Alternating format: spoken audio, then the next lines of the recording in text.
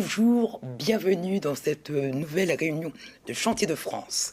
Je suis John Wallenfield, rédacteur en chef de Chantier de France, et j'ai le plaisir d'animer 2 tables rondes ce matin dédiées au métier de la location.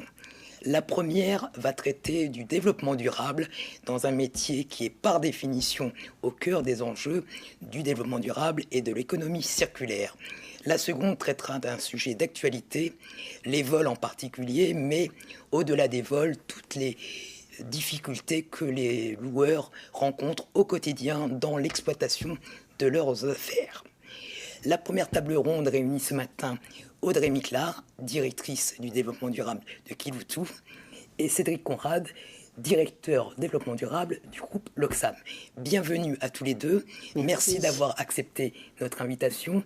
Audrey, pour planter un petit peu le cadre du débat, pouvez-vous nous donner votre définition du développement durable appliqué au métier de la location ? Alors, le développement durable, c'est vraiment... Alors déjà, merci pour cette table ronde parce que c'est vraiment un sujet stratégique pour les entreprises aujourd'hui, en particulier pour les nôtres.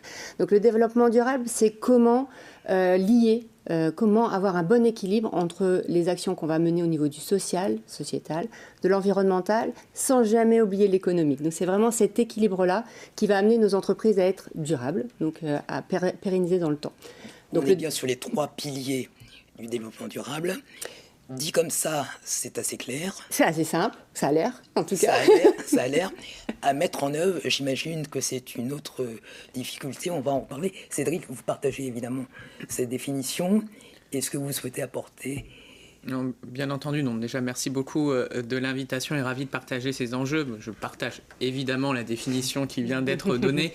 Nous, quand on fait le parallèle dans l'entreprise de location, en fait, comme toute entreprise, on repart forcément de qu'est-ce qui constitue les atouts de cette entreprise. Donc, pour un loueur, on est une entreprise de service qui loue du matériel.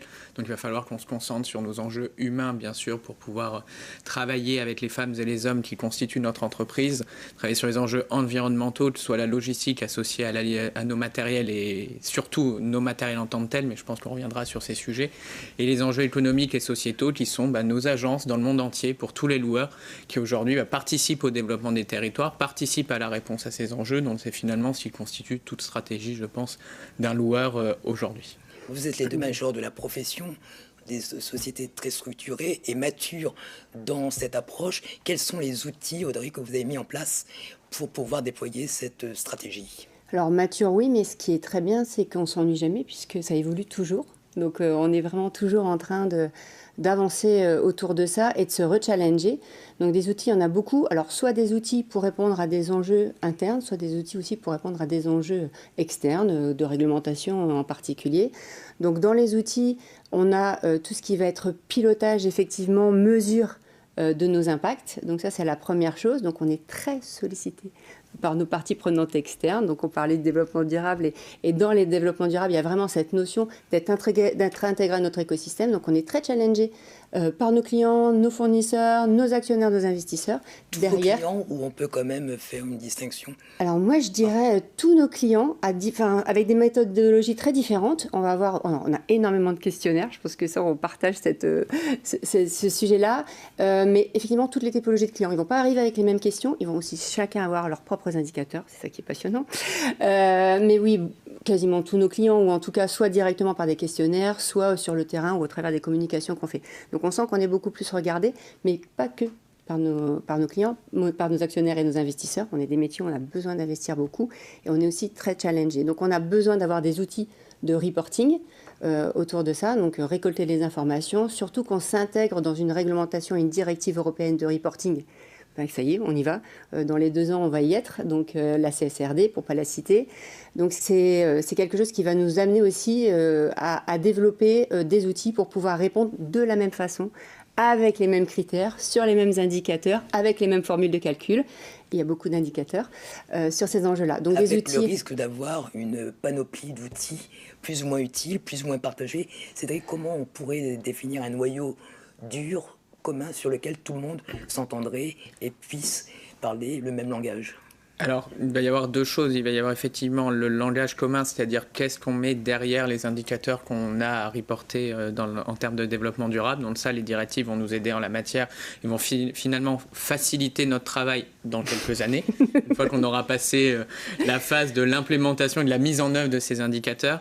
Qui est en cours, là. Qui est en cours, c'est-à-dire que la directive est transposée, donc elle existe en droit français. Les grandes entreprises sont soumises dès cette année. Le compte à rebours a démarré.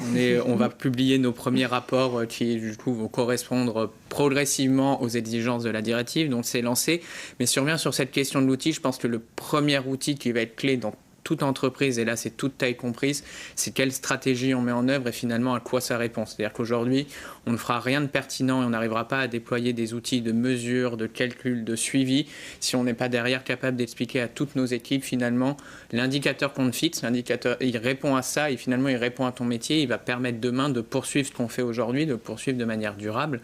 Et donc quand on parle sécurité, on peut appeler taux de fréquence, taux de gravité, ce qu'on veut. In fine, c'est être en capacité de préserver ses collaborateurs tous les jours et de permettre de conserver l'ouverture de nos agents. Parce qu'aujourd'hui, il faut qu'on ait des personnes qui soient en toute sécurité, formées pour opérer. Donc le premier outil, c'est celui-là. Après, les questions plus techniques, ça sera bien sûr de dire quel outil on déploie en interne pour faciliter le reporting, à la fois en interne et en externe. Et là, ça va être les mêmes sujets qu'on a pu avoir il y a quelques années dans de la consolidation financière ou des choses comme ça. Ça sera de la consolidation extra-financière. Et donc, on s'appuiera sur des outils qui vont sortir progressivement.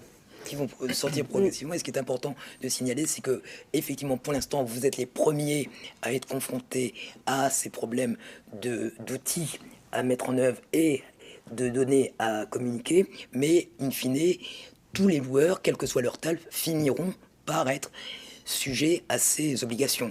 Donc c'est maintenant qu'il faut se préparer, y compris pour les plus petites structures. C'est pour toutes les structures, et c'est vrai que c'est un sujet qu'on aborde beaucoup avec le DLR et avec la Commission au développement durable que je co-préside avec Arnaud Petit de chez Dron Location.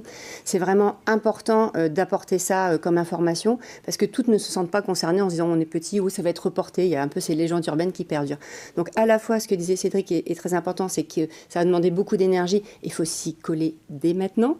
Ça paraît loin, mais 2 ans, ça passe très vite. En tout cas, nous, on est concernés pour 2 ans, mais pour certains, ça va être dès l'année prochaine. Et aussi, en complément, il faut aussi développer des outils qui permettent de donner du sens à ce qu'on fait et de décliner aussi avec des feuilles de route qui sont très pratico-pratiques et qui, du coup, vont parler à tout le monde, c'est-à-dire vraiment donner les clés pour atteindre ces objectifs-là. Derrière les indicateurs obligatoires, il y a aussi les indicateurs de performance en interne. Comment on peut atteindre ça en traduisant ça de façon très concrète. Donc la vraie difficulté, Cédric, c'est effectivement d'une part de parler à vos parties prenantes qui, eux, veulent des chiffres, du factuel, et d'autre part, emmener vos équipes d'agences, de terrain, qui effectivement ont d'autres préoccupations et d'autres niveaux de lecture de ces enjeux-là. C'est tout à fait vrai. Après, je dirais que même vis-à-vis de nos parties prenantes, il y a la donnée et qu'est-ce qu'on en fait. Et donc, il va y avoir un certain nombre de parties prenantes qui vont les étudier avec plus d'intention, particulièrement peut-être le monde de la finance, les investisseurs qui regardent aujourd'hui les indicateurs avec attention. Quand on parle à nos clients, je pense que c'est le même sujet que quand on parle à nos collaborateurs. C'est-à-dire qu'il faut qu'on dépasse ces questionnaires, il faut qu'on dépasse les indicateurs qu'on fournit, les évaluations qu'on doit transmettre et qu'on se mette autour de la table et on se dit concrètement comment on travaille ensemble, comment de manière très pratique, comme le disait Audrey, on arrive à mettre en place des feuilles de route conjointes, parce qu'il y a un certain nombre d'enjeux qu'on va répondre en interne, bien entendu, mais la plupart des sujets vont se traiter avec nos parties prenantes, fournisseurs, clients et même plus largement. Et donc finalement, c'est comment on travaille autour de ça, qu'est-ce qu'on met en place, comment demain concrètement on va décarboner un chantier. C'est tous des enjeux qu'on travaille bien entendu collectivement, alors avec des noms différents, vous évoquiez, ça peut être la gamme Impact, la gamme Lots Green, des choses qu'on déploie, mais c'est finalement comment on travaille ensemble de manière technique et qu'on sort de ce reporting d'indicateurs dont on ne sait pas tellement bien les analyser. Pour être tout à fait honnête, ces questionnaires, on les reçoit et on fait pareil de nos fournisseurs. Ce qui importe derrière, c'est quelle feuille de route on met en place, plus que la note qu'on a à la fin du questionnaire. Et quelle cohérence on a effectivement dans ces feuilles de route. C'est quelque chose qu'on a beaucoup abordé avec les rencontres du matériel durable. Donc, comme tu le disais, l'important, c'est la filière, l'écosystème, on s'intègre dedans. Il faut qu'on soit très cohérent et que quand on lance une feuille de route, un plan de route, il faut vraiment qu'on soit cohérents les uns avec les autres. Donc, avec les constructeurs de matériel, avec les utilisateurs de matériel, avec nos fédérations, mais vraiment d'avancer de concert. Est-ce que vous avez l'impression que dans ce domaine-là, les choses évoluent de manière favorable? Vous rapprochez les points de vue, la lecture effectivement des indicateurs et leur interprétation partagée? Alors oui, alors on est dans une période de transition, donc tous les ans on peut mettre à jour toutes nos informations parce qu'on va tous se réajuster, mais oui, en fait, on a des travaux qui sont menés au niveau de l'ERA, donc l'Association européenne des loueurs, des travaux qui sont menés au niveau du DLR, au niveau des fédérations. On a mené d'autres analyses aussi avec la filière pour les rencontres du matériel durable. Donc tout ça nous donne quand même une bonne vision, on commence à mieux se projeter en 2030, et on voit aussi qu'avec nos fournisseurs, on commence aussi à avoir des choses qui nous permettent de rentrer aussi sur ça. Si on parle sur la partie vraiment pure environnement et sur la partie effectivement sociale, sociétale, il y a aussi d'autres leviers qu'on peut actionner où c'est déjà peut-être un peu plus mature parce que la partie humaine, c'est déjà des choses importantes aujourd'hui et sur lesquelles on avait déjà tous travaillé. 2030, c'est demain. Ah, ça c'est sûr. Sur des tailles de groupe comme les vôtres, est-ce que vous avez, par rapport à votre feuille de route, du retard ou vous considérez que vous êtes dans les temps? Aujourd'hui, on considère qu'on est dans les temps. Les objectifs qu'on a pris à 2030 et on a fait valider par l'initiative Science Based Target correspondent aux feuilles de route qu'on a fixées, qui ont été validées récemment au mois de décembre 2023 et qui pour nous venaient attester finalement de la rigueur qu'on avait mis derrière la feuille de route, mais c'est avant tout un engagement. C'est-à-dire qu'on s'engage à respecter cet objectif à 2030. C'est déjà ça. Conformément à une feuille de route qui est celle qu'on avait anticipé, c'est-à-dire un démarrage fort qu'on a pu avoir ces 2 dernières années avec des gammes de matériel qui grandissent assez vite dans nos parcs. Une phase maintenant de maturation de tout ce qu'on a développé, c'est-à-dire commencer à travailler concrètement avec nos clients et passer à l'échelle, c'est-à-dire qu'on a eu ces phases de test, de découverte des matériels. Pour réussir nos objectifs, il faut aller au-delà du test. Ça va être des passages à l'échelle sur des cas d'usage qui sont pertinents et pour lesquels les matériels à faible émission répondent aux besoins. Donc ça, forcément, c'est une phase qui prend un peu de temps, qui du coup ne crée pas de frustration, mais se dit, bon, il faut, combien de temps ça va prendre pour transformer l'essai, pourra permettre cette accélération qu'on voit plutôt dans la deuxième partie de la décennie et qui permettra d'arriver à 2030, j'espère, aux objectifs fixés. Mais en tout cas, pour l'instant, on est en ligne. On avait vu beaucoup d'initiatives et beaucoup d'intérêt pour toutes ces initiatives. Est-ce que par rapport à la conjoncture, par rapport à toutes les perturbations qui ont été constatées au cours de ces dernières années, notamment sur le GNR, c'est pas un petit peu retombé? Est-ce que ça reste un sujet d'actualité et une préoccupation pour vos donneurs d'ordre? Oui, et je pense que c'est surtout le bon moment de se poser la question. C'est-à-dire que passer cette phase où on s'est dit c'est nouveau, c'est la nouveauté, on grossit, comme je disais, on grossit nos parcs avec des matériels à faible émission. Passer ce moment-là, maintenant, c'est quelle bonne question on doit se poser. Donc finalement, comment on travaille pertinemment avec les donneurs d'ordre, avec les clients, nous et les constructeurs, pour créer un modèle qui, indépendamment de la conjoncture, indépendamment de ce qui se passe, on soit en capacité de déployer ces chantiers. Et donc finalement, comment le donneur d'ordre a la bonne prescription, qui correspond aux technologies qui fonctionnent, avec un client qui a envie d'y aller, et une offre qui y répond. Et donc c'est dans les moments où forcément, soit ça se tend, ou soit on a passé cette phase de la découverte, que ces questions vont être posées, qu'on va travailler. C'est d'ailleurs ce qu'on fait. On travaille avec des donneurs d'ordre, des grands clients pour se dire comment on peut engager là-dessus. La profession le fait également via les fédérations. Et donc c'est à ce moment-là qu'on va définir les bons modèles qu'on sera capable de déployer. Donc c'est une belle opportunité. Oui, je pense que la dynamique n'a pas du tout baissé. Et en fait, c'était un peu la question qu'on se posait aussi avant le Covid. Donc moi, j'ai présenté ma feuille de route environnement le février 2020. Quelques semaines plus tard, on avait beaucoup de chance de fermer. Et on s'est dit, mais est-ce que ça va redémarrer? En fait, on est resté dans la même lignée. Et je pense qu'aujourd'hui, c'est pareil. Donc oui, le GNR, on pourrait en reparler. Mais en fait, on a des clients qui ont pris aussi des engagements. Donc il va falloir qu'ils puissent prouver. Donc ça va être vraiment important. Donc on doit les accompagner sur ça. Donc ils ont besoin de ces matériels et ils ont besoin de continuer dans cette transition. On a aussi peut-être des artisans, des clients qui sont plus petits, qui n'ont pas spécialement pris d'engagement officiel, mais qui ont aussi des contraintes sur certains chantiers pour entrer dans certaines villes. On peut parler par exemple des camions-bennes électriques qui vont être vraiment un enjeu pour eux s'ils veulent rentrer dans les ZFE. Donc il y a vraiment aussi quelque part des obligations qui continuent et des engagements qui ont été pris. Donc heureusement, on reste dans la même dynamique. Donc on met de côté ce qui effectivement pourrait freiner, mais en tout cas, moi je vois pas de baisse en tout cas des demandes. Et au contraire, on est encore plus sollicité par nos clients. On les voit vraiment très régulièrement. Les fournisseurs continuent à innover et on a des grands fournisseurs qui ont pris des engagements et qui enlèvent d'année en année des modèles thermiques. Donc ils n'ont pas arrêté leur feuille de route, les industriels. Donc on se doit d'être dans la même dynamique. Donc on voit bien que c'est effectivement une dynamique de filière. Exactement. Et que tous les acteurs doivent effectivement apporter leur contribution. Prendre leur part. Absolument. Vous avez évoqué la CSRD. Une année 2024 est assez clé aussi dans ce domaine-là. Cédric, pouvez-vous nous expliquer les enjeux de cette notation ? Alors, la CSRD, c'est une réglementation à l'échelle européenne qui vient normer la manière de reporter, de faire son reporting développement durable. C'est-à-dire qu'elle établit une méthodologie déjà pour identifier quels sont les risques auxquels les entreprises doivent être confrontées. Une méthodologie qui l'évalue selon 2 critères, l'impact financier pour l'entreprise, quel est l'impact du développement durable, quel est l'impact d'avoir des températures qui augmentent dans certaines parties du monde qui peuvent conduire à des fermetures d'agences ou alors à des horaires adaptés, l'impact des phénomènes climatiques extrêmes. Donc finalement, comment ça vient impacter notre business model.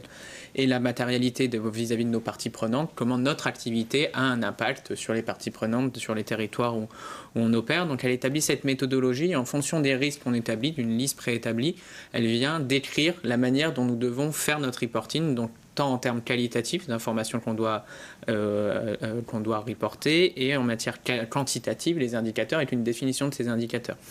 Ça paraît gros, comme ça l'est. Concrètement, ça mobilise beaucoup de ressources en interne pour y parvenir. Il y a 2 sujets qui le font, c'est la quantité d'informations et le fait qu'on doit être sur un périmètre exhaustif, ce qui n'était pas toujours le cas pour l'extra-financier. Donc là, on considère l'importance de l'extra-financier, donc que toutes nos filiales, toutes nos géographies doivent être incluses dans un rapport. Tout de suite, ça complexifie un petit peu la donne, parce qu'on est sur des sujets dont la perception est différente d'un pays à l'autre, donc il faut qu'on arrive à mettre tout le monde autour de la table. Ceci étant dit, comme je le disais en introduction, une fois cette période passée, on parle de quelques années quand même, ça permettra d'avoir un reporting transparent, d'avoir un reporting clair, comparable, de filières. C'est-à-dire qu'on sera capable aussi à l'échelle d'une filière d'avoir une liste de risques partagée, d'avoir des indicateurs en face et donc de savoir comment on doit travailler collectivement pour répondre à ces enjeux. Et donc on gagnera du temps parce qu'on passera moins de temps à regarder ce que font les confrères et expliquer à nos clients pourquoi le confrère ou tout ça répond différemment que nous sur un sujet qui est pourtant apparemment le même. Et donc on pourra se concentrer sur les vrais sujets, c'est comment je transforme mon business pour qu'il soit durable. Donc là c'est la partie back-office qui prépare l'avenir. C'est ça. C'est pas le côté le plus glamour de la démarche, mais vous êtes tenu de passer par là. Audrey, vous le disiez, il faut emmener tout le monde. Vous avez évoqué d'autres contraintes. Comment on peut transformer effectivement ce qui peuvent apparaître comme des difficultés supplémentaires qui viennent s'ajouter au quotidien d'un loueur en opportunité finalement de redéfinir son activité, son modèle économique? Alors, on part déjà sur un business model qui est plutôt cohérent avec le développement durable. Donc, nativement, on est très lié à l'économie de la fonctionnalité, à l'économie circulaire, on en a beaucoup parlé. Et de ce fait-là, c'est vrai que emmener tout le monde, c'est déjà maximiser ce modèle-là. Donc, aller chercher encore plus d'économie circulaire, aider, accompagner nos clients et nos fournisseurs, les rassurer aussi sur le fait que nous, les fournisseurs, on va les suivre et que derrière, les clients, ça va être aussi simple. Et donc, de simplifier cette démarche-là. Et ça, c'est vraiment notre travail. Et aussi de débroussailler certains sujets. Je parle en économie circulaire, c'est un bien grand mot, mais en tant que loueur, on doit aussi proposer des solutions nouvelles. Là, on est en train de tester avec Manitou un projet de rétrofit de matériel. C'est déjà faire avancer ce sujet-là pour pouvoir peut-être accélérer demain et rétrofiter pas mal de matériel, donc les transformer de thermique en électrique. Donc c'est simplifier la vie de nos clients, simplifier aussi et donner de la visibilité à nos investisseurs, parce qu'on est métier d'investisseur, donc on a aussi besoin de les rassurer. Donc là, on est vraiment dans le cadre du Green Deal. Et pour les clients, on parlait des outils tout à l'heure, mais il faut aussi les aider à prioriser leur combat. En fait, moi, j'ai tendance à dire, sur les gros acteurs, par exemple, ils louent à peu près 400 matériels différents chez les loueurs. Donc, ça ne sert à rien de tout verdir. Donc, nous, notre job, c'est d'aller leur donner les clés pour verdir peut-être les 10 premiers, les 40 premiers matériels qui pèsent beaucoup dans leur bilan carbone. Et ça, il n'y a que nous qui pouvons le faire. Donc, c'est vraiment simplifier ce quotidien et leur donner les clés et les solutions derrière. Donc, simplifier, comparer aussi économiquement, parce que moi j'aime bien comparer le CO2, les émissions de CO2 avec les euros.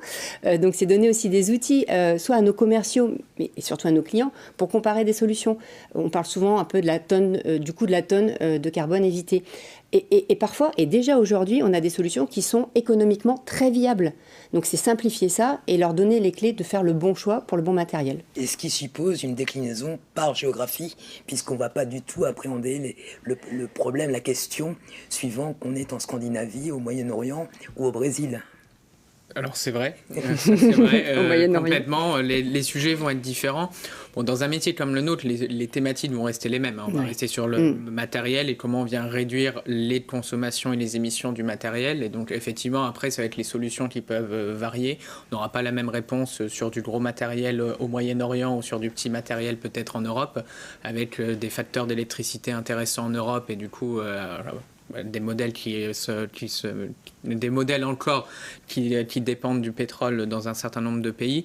Ceci étant dit, les solutions sont les mêmes et existent, et donc il faut travailler dans ce sens-là. Si on est à parler des facteurs d'émission d'électricité, c'est déjà qu'on aura passé un certain nombre de sujets avant, de comment on travaille avec des matériels électriques concrètement sur un chantier avec un modèle économique qui soit viable.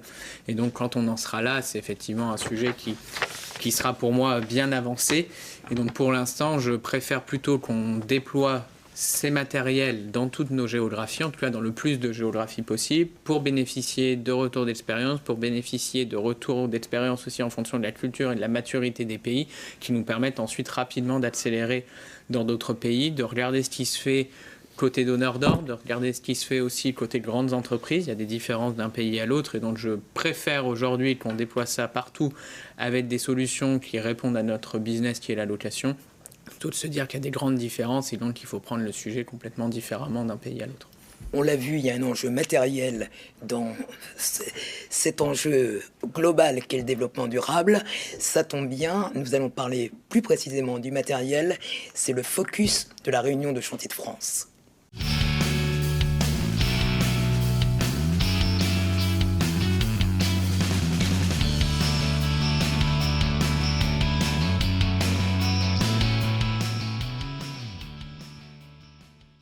J'ai le plaisir d'accueillir Sébastien Nicole, directeur adjoint de Luigong en France. Bonjour Sébastien. Bonjour Jean-Noël, merci pour votre invitation. Je parle sous votre contrôle. Luigong, lui pour Luizhou, la ville en Chine, Gong pour matériel en chinois. Exactement. Une fois que j'ai dit ça, j'ai pas dit grand-chose. Pouvez-vous nous présenter le constructeur ? Luigong aujourd'hui né dans les années 50. Aujourd'hui, c'est 20 usines dans le monde. Nous sommes un constructeur de biens d'équipement. Nous rayonnons aujourd'hui en Europe avec un siège basé en Pologne depuis 2012. Et puis, nous attaquons évidemment le marché français depuis 4 ans maintenant, la création d'un réseau. Aujourd'hui, c'est 20 concessionnaires, dont 4 dans les dom-toms. Et c'est une gamme de produits extrêmement large, puisque nous sommes full liner. Aujourd'hui, l'ensemble des produits ne sont pas encore tous CE depuis la Chine, mais en tout cas ceux qu'on sert sont CE et bientôt d'autres produits vont arriver sur les territoires, dont la gamme 100% électrique, dont on parlera plus dans les prochaines minutes. Tout à fait. Les Chinois ont l'habitude d'avoir des gammes très profondes et très longues. Quand vous êtes full liner, pouvez-vous nous donner un petit peu un aperçu de cette gamme par grande famille de produits ? Grande famille, donc des gammes de mini-pelles, des gammes de pelles, que ce soit des gammes de pelles lourdes, des gammes de pelles minières aussi, ensuite des chargeuses compactes, moyennes et lourdes, du chargeur compact, et puis enfin une déclinaison 100% électrique de quasiment l'ensemble de nos gammes, majoritairement compactes aujourd'hui. Qui fait l'objet d'une identification particulière, d'une couleur et de certaines spécifications techniques partagées à l'ensemble de ces modèles électriques. Elle se compose de combien de machines à l'heure actuelle de manière très concrète ? Alors aujourd'hui, on en parlera un petit peu puisqu'on les présentera très bientôt, fin avril, sur le grand salon Intermat. Aujourd'hui, on a 5 modèles. On a 5 matériels, compacts et lourds, qui sont disponibles tout de suite, qui sont commercialisés et dans un délai de 4-5 mois arriveront sur le territoire français. Typiquement pour un parc d'un loueur généraliste, qu'est-ce que vous proposez ? Alors évidemment un produit incontournable en mini-pelle électrique par exemple. Donc la mini-pelle c'est la 2,5 tonnes, c'est le produit phare, c'est le plus gros marché, c'est un segment important pour les loueurs. Ensuite on propose aussi des chargeuses articulées compactes, aujourd'hui avec une machine de 1200 litres, mais bientôt des déclinaisons sur 800 litres et 1000 litres. Donc on travaille sur les gammes compactes. D'autres additions arriveront dans les tout prochains mois, et puis des gammes lourdes à destination des départements plutôt TP, je parle pour les loueurs, et puis pour nos clients, pour les grandes flottes et les industriels. On a l'habitude de dire que l'écart de prix entre un matériel thermique et électrique peut aller du simple au double. Le loueur, lui, est conditionné par son retour sur investissement. Comment vous pouvez argumenter en faveur de ces gammes chez un loueur? Alors, ce qui est intéressant avec Lugong, c'est qu'on a du recul. On a 15 ans d'expérience, de développement qui sont derrière nous. Aujourd'hui, il faut chiffrer tout ça. Donc aujourd'hui, le Minipel qui consomme 2 litres par heure en version diesel, ça va consommer 5 kWh aujourd'hui. Donc on arrive sur des autonomies qui sont de l'ordre de 5 heures. C'est surtout, je dirais, 55 kg de CO2 économisés par jour. Donc ça donne un petit peu, effectivement, la dimension du retour sur investissement, sans parler de la maintenance, qui ne pèse plus comme avant, puisqu'aujourd'hui, l'ensemble des périphériques moteurs à combustion sont évités. On garde de l'asservissement hydraulique, mais reste que le bilan comptable, je dirais, reste extrêmement intéressant. Sans parler de la taxe carbone que vous avez évoquée auparavant. Sans parler effectivement d'une électricité très décarbonée en France, oui, qui rajoute un avantage. Qui est un bénéfice direct aujourd'hui pour les matériels électriques et pour nos clients. Ouais. On sait qu'il y a le matériel, mais pas que, il y a tout l'écosystème qu'il faut mettre autour d'un matériel électrique. Qu'est-ce que vous proposez dans ce domaine-là? Donc ça, c'est le point clé. Je dirais aujourd'hui, ce qui fera l'affaire, ce qui fera la conversion pour un client de passer d'une version diesel à électrique, c'est la recharge. La recharge aujourd'hui, c'est ce que nous, on met en avant auprès de nos concessionnaires. On les forme pour ça. Et aujourd'hui, on a du personnel qualifié, technique, qui sera à même d'être le point d'entrée de l'ensemble de nos clients comme de nos concessionnaires pour cette nouvelle approche dans le matériel électrique. Vous accompagnez le client, évidemment, à la préparation de son projet jusqu'à la livraison des matériels. Et une fois qu'il a le matériel, qu'est-ce que vous pouvez mettre en support pour que ça soit une réussite dans son parc? D'abord, c'est de la formation, c'est des nouvelles règles de sécurité, c'est une nouvelle approche. On reste sur des produits complètement identiques en termes d'enveloppe, en termes de performance, mais il faut être à même de pouvoir communiquer, de promouvoir nos gammes électriques auprès du réseau d'abord, parce que c'est vrai qu'il y a encore des barrières dans la tête des gens. Donc on avance sur ce sujet-là et on en parlera beaucoup plus sur Intermat. On a d'y être. Avant cela, d'autres constructeurs, notamment des Européens, se sont positionnés également sur les matériels compacts électriques. Qu'est-ce que vous apportez de différent? Qu'est-ce que vous apportez de plus par rapport à ces acteurs bien établis sur le marché français? Aujourd'hui, je pense qu'il y a du matériel électrique. C'est vrai que dans la tête des consommateurs, souvent, c'est une conversion, c'est un moteur électrique et des batteries à la place d'un thermique. Aujourd'hui, si on prend notre chargeuse de 20 tonnes, c'est plus de 220 brevets, c'est de la récupération d'énergie, c'est du monitoring de puissance, c'est du partage de puissance, c'est plusieurs moteurs pour aborder une souplesse au niveau de l'utilisation et puis apporter aussi des niveaux de productivité et d'autonomie qui soient en phase avec la demande de nos clients. Quand vous faites référence à la Chine, est-ce que vous pouvez nous donner un ordre d'idée de matériel électrique opérationnel? Aujourd'hui, on a plus de 3000 machines opérationnelles en clientèle, qui sont sur le territoire chinois. Ça veut dire plus d'1 million d'heures au cumul, et dont les premières ont plus de 15 000 heures. Aujourd'hui, la durée de vie des batteries affichée par notre fournisseur CATL, c'est plus de 25 000 heures. Donc une longue durée de vie qui dépasse généralement la durée de vie d'un matériel. On était là sur des gammes compactes. Lugong, c'est également des matériels de production, également électriques. Oui, ce sont des matériels lourds. Aujourd'hui, Stage 5, de l'éco-conduite, des arrêts moteurs.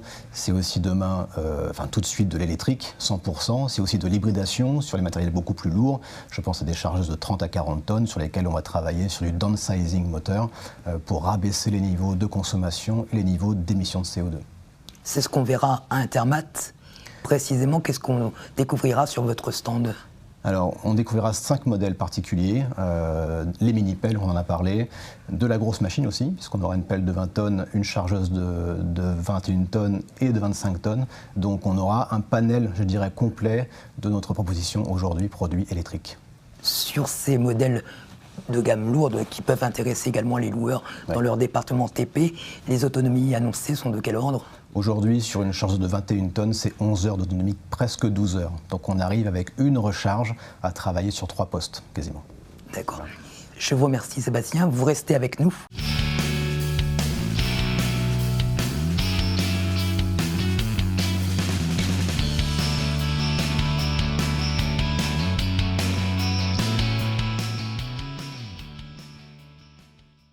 Cédric, une offre telle qu'elle a été proposée par Lugong peut intéresser le loueur ? une offre de mini-pelle ou chargeuse effectivement électrique ou même sur des motorisations thermiques mais plus performantes intéresse obligatoirement un loueur, puisque nous, de toute façon, notre stratégie est claire avec tous les fournisseurs, c'est qu'on est ouvert, bien entendu, à découvrir toutes les technologies, à les éprouver, et si elles répondent à un certain nombre de critères qui, conformément à notre cahier des charges, des technologies qu'on peut intégrer en parc. Alors, bien entendu, on a des relations historiques avec des fournisseurs avec lesquels ils travaillent, pour lesquels ils sont mobilisés sur de la conversion aussi de matériel électrique, donc il y a ces relations qui entrent en compte, mais on est tout à fait ouvert à découvrir de nouvelles technologies, puisque dans le domaine du développement durable, il y a un certain nombre de sujets qui se posent et il y a des éléments intéressants à aller chercher effectivement chez tout le monde. J'entendais un point très intéressant sur le downsizing des moteurs. En fait, ça, c'est un sujet qui est extrêmement clé, qui va être de finalement comment ma machine répond réellement à mon besoin et n'est plus une machine surdimensionnée par rapport à ce que j'ai réellement besoin de faire. Quand on parle de l'électrique, c'est la base pour lancer le sujet, parce que sinon nous n'arriverons jamais à déployer des chantiers et des matériels électriques si on ne considère pas déjà correctement le besoin et qu'on ne le surdimensionne pas. Vous avez évoqué les questions de tarifs. Le plus adaptée la batterie est, le plus elle répondra aux besoins économiquement parlant. Donc forcément, c'est le premier sujet qu'il faut aborder. Donc quand j'entends que ce sont des thématiques qui sont abordées, forcément, c'est des sujets qui nous intéressent. C'est ce que vous disiez, Audrey, il faut personnaliser la démarche et le service, donc reparler avec son client, bien définir le besoin pour bien dimensionner le matériel. Est-ce que dans ce domaine-là, il n'y a pas de la pédagogie à faire en France, où on est sur une approche matérielle qui est assez traditionnelle? Alors oui, il y a beaucoup de choses à faire. Alors, juste peut-être pour compléter aussi ce que disait Cédric, c'est vrai que c'est important pour nous de travailler avec les fournisseurs. On a des partenaires historiques et on s'engage très longtemps avec nos partenaires. Quand on garde un matériel, c'est 10 ans. Donc c'est important de pouvoir se projeter avec lui. On va être très attentif aussi à l'industrialisation en France et en Europe. Donc c'est un point qui va être là. Et on en échange souvent, mais évaluer nos fournisseurs et s'assurer, et la cartographie des risques reste un enjeu sur nos métiers et sur tous les métiers. Et c'est aussi ce qu'on travaille avec nos clients. Donc de vérifier effectivement derrière que ça correspond à tous nos critères, que ça soit sociaux, environnementaux. Évidemment, à partir de là, on est plutôt, je pense, assez ouvert à tester des nouvelles choses, mais on est très, très attentif effectivement sur ça. Et pour la partie simplification, pardon, Jean-Noël, pour répondre à votre question, simplification, c'est le maître mot. Simplifier la vie, alors, c'est pas facile. Enfin, déjà, en interne, c'est pas très facile. On arrive avec des technologies différentes. Là, on parlait de terrassement, mais si on parle d'élévation, un équipier, chez nous, un collaborateur, avant, il demandait à quelle hauteur de travail pour une nacelle on allait travailler, quel déport il fallait avoir. Aujourd'hui, il doit poser beaucoup plus de questions et nous, on doit les former. Donc, dans le développement durable, il y a aussi ça, accompagner nos équipes en interne dans la formation, puisqu'il va poser énormément plus de questions pour savoir s'il va mettre plutôt un élévateur thermique parce qu'il n'y aura pas de solution. Alors avec le start and stop, c'est encore mieux. De mettre un élévateur hybride, bi-énergie, ou électrique, peut-être avec un range extender. Donc ça va être important pour qu'il puisse derrière bien aussi conseiller et simplifier la vie du client en face. On a vraiment une symétrie en fait de travail à faire et de pédagogie à faire, de conduite du changement. C'est pas un gros mot, bien au contraire, de nos collaborateurs pour qu'ils aient aussi une facilité pour louer ces matériels, qu'ils l'expliquent bien et qu'ils soient dans le bon contexte. Et c'est une façon de remettre de la valeur dans le métier. Mais bien sûr, c'est ça notre métier. De manière très pratique, avec quels outils de formation? Vous avez un centre de formation dédié. En 3 mots En 3 mots, alors en 3 mots sur la formation, nos collaborateurs, on a déployé les modules de formation qui s'adaptent à notre gamme de matériel. Donc comme le disait Audrey, quand on intègre des matériels hybrides, des matériels électriques, on a mis en place les formations qui allaient bien. C'est un sujet extrêmement important avec nos fournisseurs et c'est un élément clé également de ce qu'on leur demande, c'est d'être en capacité d'accompagner nos équipes. Parce qu'on a effectivement un centre de formation, mais c'est après du quotidien dans nos agences. Et il faut pouvoir réagir vite pour pouvoir former nos collaborateurs et puis répondre aux éventuelles problématiques que nous avons. La formation est clé chez nous, chez nos clients. Et nous, la conviction qu'on a, c'est que la meilleure manière de former, c'est aussi de tester, de déployer des choses. Donc, on a un accompagnement assez fort de nos équipes en région pour déployer avec des clients des expérimentations, des chantiers avec le plus de matériel alternatif possible. On va partir du besoin, on va accompagner nos équipes à poser les bonnes questions, comme cela vient d'être évoqué, pour trouver le bon matériel. Les bons systèmes de recharge, c'est-à-dire que quand on a un ensemble de matériel, il faut trouver les bons systèmes de recharge, les bonnes habitudes de recharge. L'exemple le plus frappant, c'est l'écart qu'on a entre un matériel thermique qu'on attend tous d'être quasiment vide pour faire le plein, ou un matériel électrique. L'habitude à prendre, c'est dès que j'ai 10 secondes, je caricature un peu, mais dès que j'ai une minute, je le branche. Mais c'est l'écart qu'on avait avec nos téléphones portables il y a quelques années, où on avait le message de dire qu'il fallait attendre que la batterie soit bien vide pour la recharger, alors qu'aujourd'hui, le message, c'est plutôt de rester entre 20 et 80% de la batterie. C'est la même chose sur le matériel, donc c'est dès que je suis sur un chantier, j'ai un moment pour charger, je le fais, donc j'ai pas forcément besoin de la charge rapide, j'ai peut-être besoin de charge fréquente. Et donc c'est ça qu'il faut travailler avec nos collaborateurs, nos clients, et mesurer les résultats. Mesurer les résultats, quel est finalement l'impact de ces chantiers, l'impact d'un point de vue carbone. Effectivement, qu'est-ce que j'ai évité à mettre ces matériels par rapport à des matériels thermiques pour éventuellement venir mettre un coup derrière du carbone évité, qui sont des notions qui sont aujourd'hui en train d'être normées aussi pour ne pas faire n'importe quoi autour de ces sujets, mais c'est quand même important de le faire. Quel est l'impact aussi d'un point de vue santé ? D'un point de vue santé, parce que le premier avantage du matériel thermique, c'est avant tout le fait qu'il n'y ait pas de particules et de nuisances sur site, parce que là, derrière, les enjeux de santé liés aux particules fines, enfin, les études sont très nombreuses pour montrer quand même l'impact que ça a chaque année en France, donc c'est le premier sujet à mettre en place, et derrière le volet économique, de savoir le mesurer, de pouvoir le comparer. Il y a des modèles viables, c'est certain, mais il faut pouvoir l'objectiver. Pourquoi ? Parce que ça doit repartir immédiatement au début de la chaîne, qui n'est même pas le besoin du chantier, c'est le moment où on répond à un appel d'offres et on est capable de mettre en valeur cette offre avec le bon modèle. Et pour être plus pertinent, vous avez spécialisé des agences qui sont expertes dans ce domaine-là. On a concentré effectivement les matériels sur certaines agences. C'est important d'être au plus près. Alors la première cartographie qu'on avait faite en se disant c'est plutôt les agglomérations ou plutôt certaines villes. En tout compte fait, c'était pas ça, donc c'était pas particulièrement ça. Donc c'est important d'en avoir partout sur le territoire. Et c'est vrai que et donc, ça nous permet d'accompagner plus pertinemment ces équipiers-là, ces collaborateurs-là, d'accompagner les clients qui sont dans des chantiers, on peut parler de l'Île-de-France, qui peuvent être déjà bas carbone, d'avoir des solutions aussi complètes. Là, on a un pilote sur le poids lourd électrique sur la région parisienne. C'est très important aussi d'être cohérent. Alors, c'est pas toujours possible, mais c'est quand même des choses qui vont arriver. On en est persuadé. Donc, le pilote, c'est quelque chose qui se transforme bien puisqu'il fait le job. Ça, c'est top. On peut faire nos tournées. Si on regarde le coût total, et ça c'est aussi des choses qui sont vraiment importantes, d'avoir le coût total, parce que le matériel il coûte plus cher à l'achat, on n'est pas magicien, donc il coûte aussi plus cher à la location. On va se le dire quand même, mais derrière il y a aussi des gains en carburant, donc ça c'est permettre de les quantifier. Et donc c'est effectivement plus facile quand tous les matériels sont regroupés de pouvoir avoir une offre complète avec aussi potentiellement le moyen de transport qui soit adapté. Et c'est vrai ce que tu disais Cédric, on parle beaucoup de CO2 parce que nous c'est vraiment un enjeu, le climat c'est vraiment la priorité des priorités, mais ce qui se sent sur le chantier, c'est pas le CO2, mais pour les compagnons et les riverains, c'est les particules fines.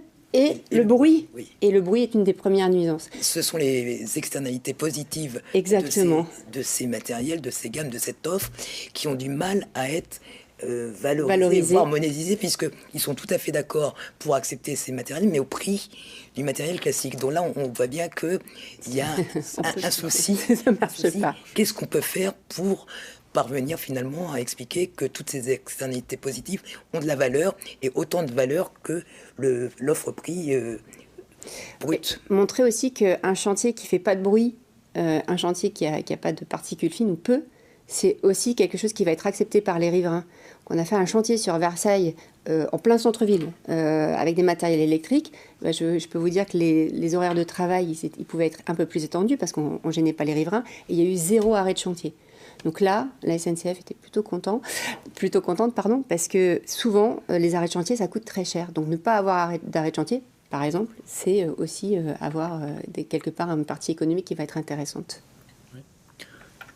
Je pense qu'on ne fera pas l'économie d'essayer justement de chiffrer ces externalités positives. Donc on le voit, donc effectivement un arrêt de chantier et qu'on mesure sur les chantiers qu'on a pu également déployer ces clés, le pouvoir de ne pas gérer aussi une nuisance riverain et tout ce que ça implique, de devoir répondre à des nuisances, des plaintes riverains liées aux nuisances sonores. Derrière, il y a le sujet du carbone, comment on va pouvoir aussi le monétiser. C'est peut-être pas le plus difficile aujourd'hui du moment qu'on saura bien calculer le carbone. Alors ça demande un peu de travail, mais c'est quelque chose qu'on avance. Se posera la question des externalités positives sur l'humain, donc les questions de santé. Et donc là, effectivement, ça devient tout de suite plus difficile, parce que ça veut dire mettre un coup à des problèmes de santé ou des choses. Mais c'est là où l'éducation passera, c'est-à-dire qu'on ne pourra pas le faire seul, nos clients ne pourront pas le faire seuls. Oui, on a nos engagements, mais on a des engagements carbone. surtout qui répondent. Et c'est là où je reviens encore sur l'importance de travailler avec les donneurs d'ordre et tous ensemble, parce que ça doit aussi venir de la part de ces donneurs d'ordre, et c'est aussi comme ça qu'on se mettra en ligne. C'est ce qu'on constate dans d'autres pays. Quand on opère notre filiale Ramirent en Norvège, par exemple à Oslo, on voit très bien que la rapidité d'exécution des chantiers bas carbone dans ces pays vient aussi du fait que les donneurs d'ordre imposent un certain nombre de choses. C'est la même chose aux Pays-Bas, c'est la même chose dans un certain nombre de pays.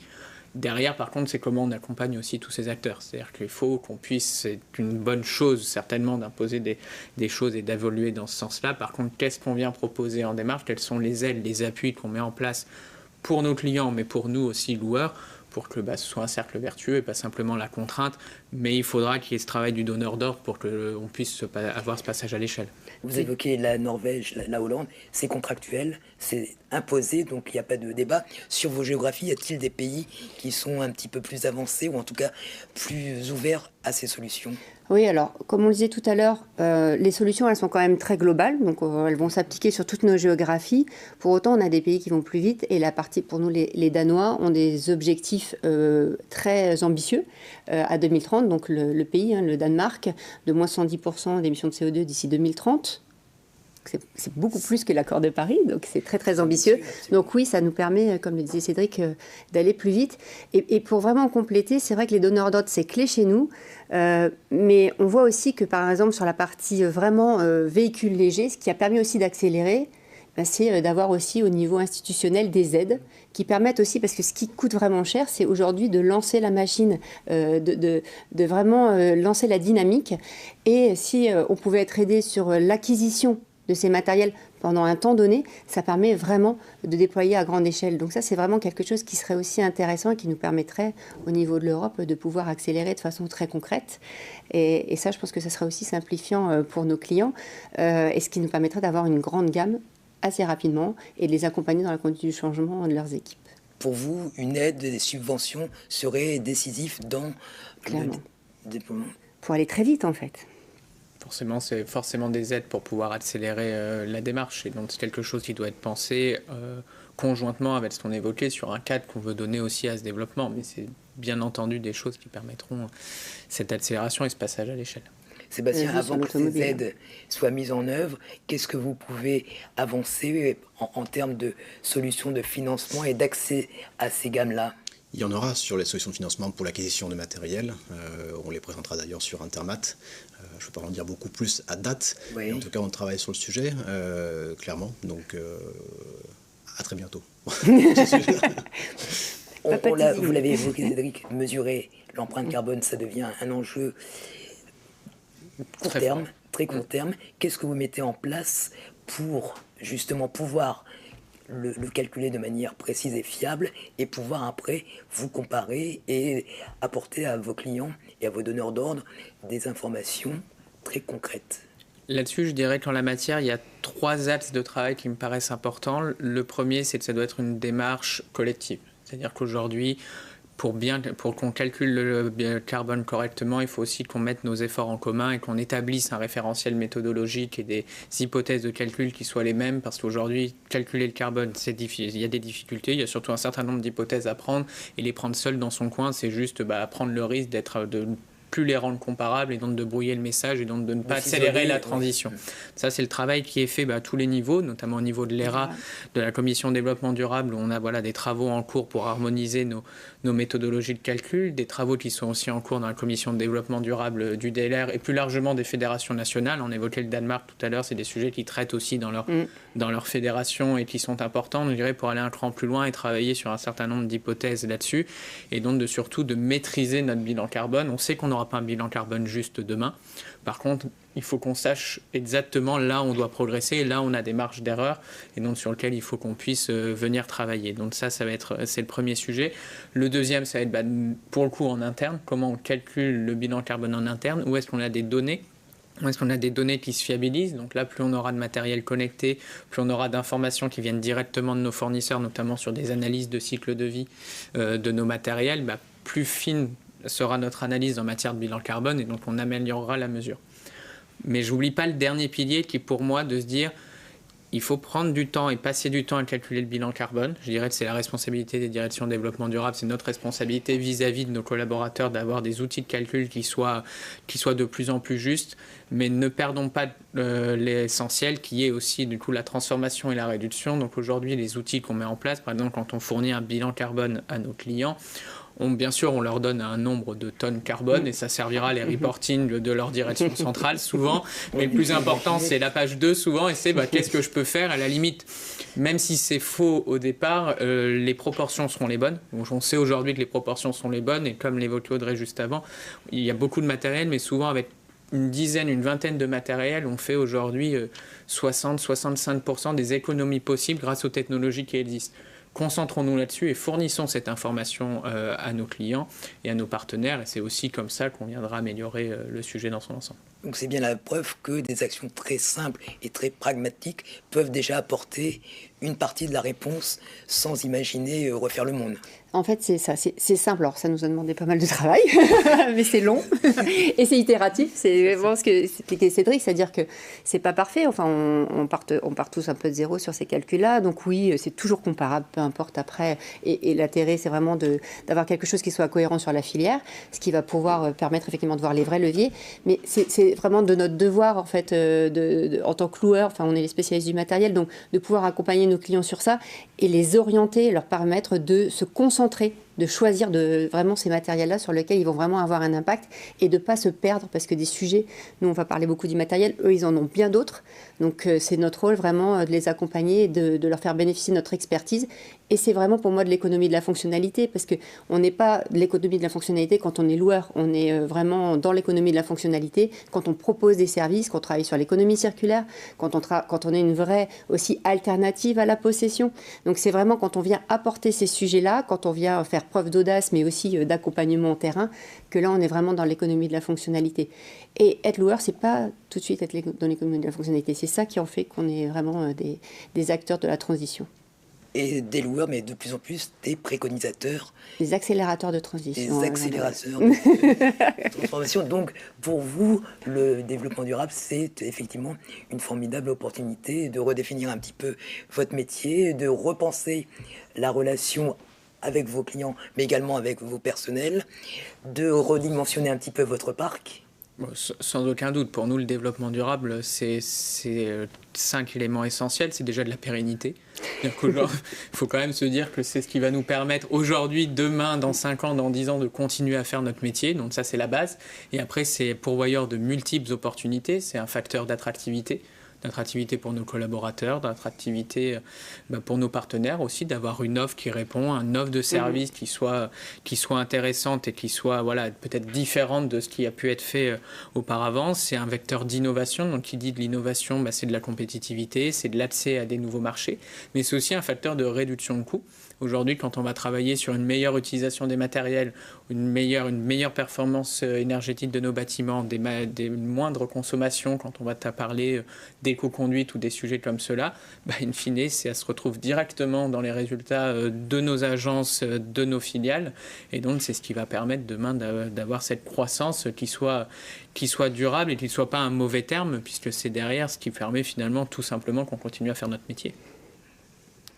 Louer, c'est gagner, aime à dire la profession. Et en tout cas, la décarboné. C'est également maintenant décarboné, c'est préconisé, c'est préservé. Accompagné. C'est préservé et finalement, c'est se développer durablement. Absolument. On est d'accord, on partage ça. Vous avez tout dit, Jean-Noël. Merci à tous les deux.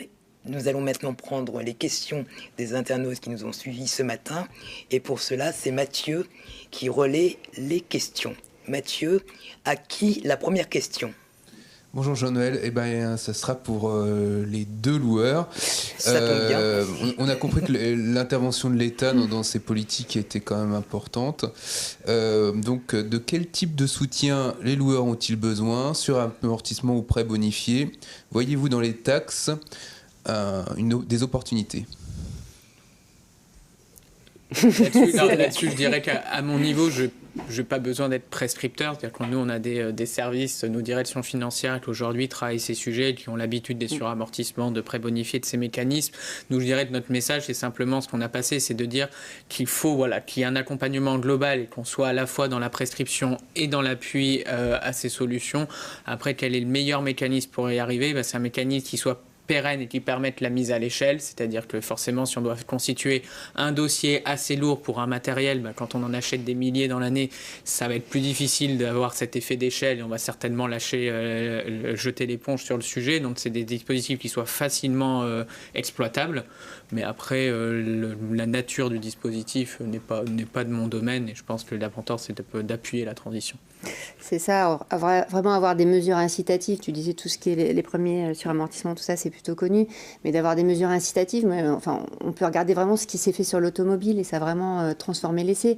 Donc, effectivement, avoir des mesures incitatives dès l'achat du matériel qui permet d'amorcer la pompe. Et c'est dans le temps, ça va être limité. Parce qu'on va avoir aussi technologiquement... Et on imagine bien, vous allez me confirmer, mais des baisses aussi sur le coût des matériels, parce qu'aujourd'hui l'alternative, ça coûte cher, enfin le matériel électrique en particulier. Mais si on regarde pareil la courbe de baisse du coût des batteries sur l'automobile, on imagine que ça va être la même chose sur la partie matérielle. Donc c'est surtout amorcer cette pompe, et effectivement c'est dès le démarrage, dès qu'on en achète pendant une période donnée, d'avoir ce petit coup de pouce, ça serait vraiment très bienvenu. Sébastien, vous confirmez, ce sera beaucoup plus accessible à court terme? Ça le sera forcément, de par les échelles, de par le volume et de par l'attractivité du matériel électrique sur l'ensemble des territoires et de nos clients. Voilà. On a l'habitude de dire qu'il y a 10 ans qui séparent le monde de l'automobile avec celui des matériels. On a vu que l'année dernière, le véhicule électrique avait fait une percée, même si en ce début d'année, on revient un petit peu en arrière. Donc rien n'est forcément acquis, en tout cas comme on peut le voir. Est-ce que vous pensez qu'on est sur cette même échelle de temps pour le matériel? J'imagine qu'on va être dans une dynamique assez identique. On voit les feuilles de route de nos fournisseurs et nos partenaires, c'est effectivement dans cette dynamique qu'on s'inscrit. Et quand on dit le ralentissement de l'automobile, c'est un peu le phénomène qu'on disait tout à l'heure, c'est qu'il y a des percées et forcément après il y a une rationalisation, mais on ne revient pas au niveau d'avant, donc ça reste une progression. La tendance c'est le reste... cycle classique de ces innovations et de l'entrée et du passage à l'échelle. Et en plus, ce qu'on voit sur l'automobile en voiture électrique, pour en avoir une, et ce qu'on voit aussi sur les chantiers quand on les met la première fois, entre les mains un matériel électrique des compagnons, c'est un peu le stress. Et en fait, on n'arrive pas à leur enlever en fait, le matériel après. Donc essayer, c'est vraiment l'adopter. Alors c'est pas pour faire... mais vraiment, au démarrage, il y a plein de questions, la recherche, en bout de la journée, quand il y a eu beaucoup moins de bruit, et ça se ressent aussi sur la partie, effectivement, particules fines, et on a du mal à leur enlever, parce que quand ils repartent sur le thermique, c'est compliqué. Donc oui. Mathieu, une deuxième question pour nos invités. Alors juste, je vais revenir un petit peu en arrière, j'ai mal lu la question de notre téléspectateur. Il parlait de taxonomie et pas de taxe. C'est pas pareil. Oui, non, mais tant pour moi la taxonomie relevait de la biologie, donc mais il semble qu'en fait c'est une classification des entreprises européennes. Voilà, toutes mes excuses. Est-ce que vous avez 2 heures? La même chantier de France ne suffira pas. Après, c'est la même chose que la biologie. La taxonomie, c'est simplement le terme pour dire une classification, et c'est exactement ce que fait l'Union européenne. Elle vient classifier les activités qu'elle considère comme durables et demande un reporting des entreprises en matière de chiffre d'affaires, de CAPEX et d'OPEX, donc le coût d'investissement et de fonctionnement associé à ça.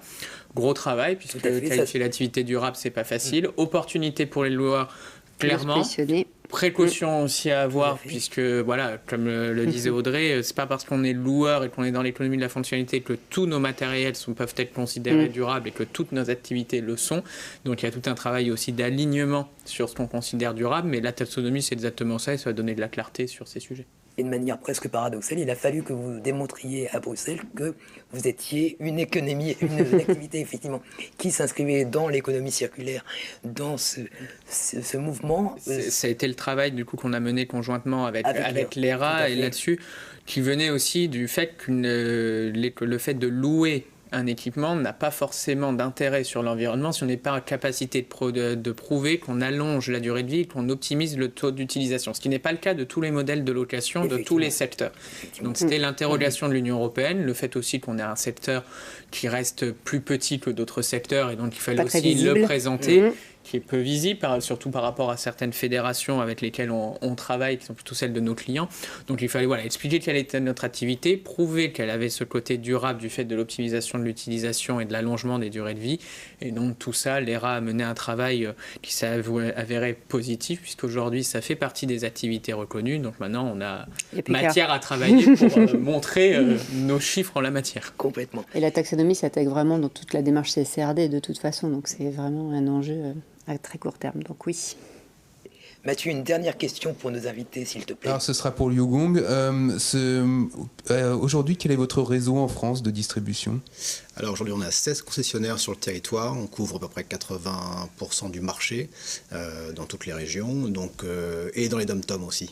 4 concessionnaires dans les dom-toms.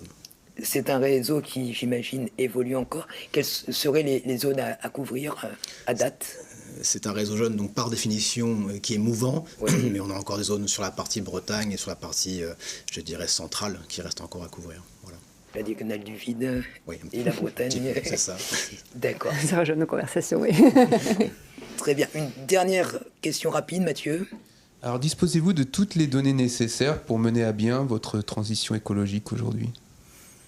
On a une cartographie de ce qu'il nous faudrait. De là à dire qu'on a les données, ce serait extrêmement présomptueux et totalement faux.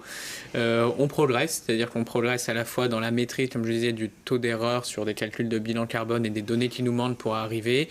On travaille de mieux en mieux avec nos clients et nos fournisseurs, parce que quand on est un loueur, ce qu'il faut quand même avoir en tête, c'est que du coup 95% au moins de notre bilan carbone n'est pas produit par nous. Ça, c'est le scope 3, c'est la cas de plusieurs entreprises, mais ce qui veut dire que nos matériels, on ne les produit pas et on ne les utilise pas. Donc il faut à la fois qu'on ait des données d'utilisation et des informations sur le matériel et comment il a été produit pour qu'on ait un bilan carbone qui soit exhaustif et juste. Donc ça fait beaucoup de partenaires, beaucoup de travail. Donc non, aujourd'hui on n'a pas toute l'information, par contre on progresse et c'est aussi le travail qu'on fait collectivement pour avoir de plus en plus d'informations fiables à exploiter. Après, c'est vrai que là, on va chercher peut-être les 5% sur lesquels on a des erreurs, etc. Mais dans les grandes masses, on a les informations. On n'a pas toujours exactement, on est en ligne et on sait, elles nous permettent déjà de savoir où on doit aller sur la partie terrassement, élévation, sur la partie outillage qu'il ne faut jamais oublier aussi parce que c'est vraiment très important. Donc les informations, on les a, elles vont nous permettre d'actionner les plans d'action. Par contre, il faut encore, et c'est ce pourcentage-là qu'il faut aller chercher, mais effectivement, on a déjà pas mal d'informations. Ce qui va arriver, par contre, au niveau de la biodiversité peut-être, au niveau de tout ce qui est concerné par la CSRD, là, on a encore un gros travail à mener. Mais sur le carbone, je pense que On progresse. On peut accompagner. Ouais, et on a des bonnes visions. Il y a encore beaucoup à faire. Donc, on continuera évidemment à suivre l'avancée des travaux. Cette première table ronde est arrivée à son terme. Merci à tous les trois d'y avoir participé. On vous donne rendez-vous à 11h précise pour la deuxième partie de la réunion de Chantier de France. À tout à l'heure.